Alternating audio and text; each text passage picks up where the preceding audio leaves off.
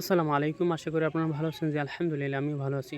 আপনি কি জানেন যে ৩ শ্রেণীর মানুষ এমন রয়েছে যারা কখনো জান্নাতে যাবে না? কেন ইবাদিন কল্পনা করতে পারেন? এখন এই ৩ শ্রেণীর মানুষ কারা যারা কখনো জান্নাতে যাবে না?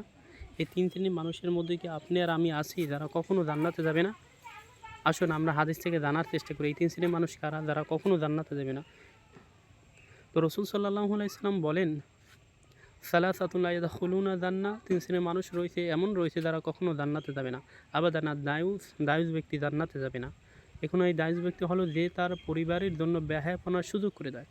অর্থাৎ আপনার বিবি, আপনার ছেলেমেয়েরা সারাক্ষণ গান বাজনায় লিপ্ত থাকে, বেপরদা হয়ে ঘোরাফেরা করে, অথচ আপনি কিছু বলেন না। আপনি এটাকে মেনে নেন। আপনি একজন দায়ুস, আপনি কখনো জান্নাতে যাবেন না। ২ নম্বর হলো ওয়ার-রাজলাতু মিনান নিসা, অর্থাৎ যেই নারী পুরুষের বেশ ধারণ করে এই নারী কখনো জান্নাতে যাবে না। আমাদের সমাজে অহরহ আছে, বিশেষ করে শহর অঞ্চলে, যে নারীরা পুরুষের মতো আচরণ করে, পুরুষের মতো চুল পরে, চুল রাখে, তারপর আপনার পোশাক পরিচ্ছদও পুরুষের মতো পরে। এই নারীরা কখনো জান্নাতে যাবে না।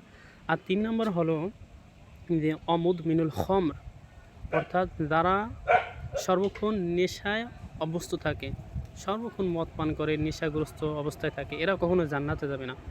অতএব এই ৩টা গুণ, ৩টা জিনিস যদি আপনার ভিতর থেকে থাকে, অবশ্যই আপনি তওবা করবেন এবং ফিরে আসবেন।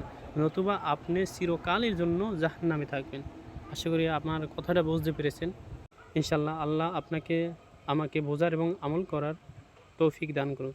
আল্লাহুম্মা আমিন।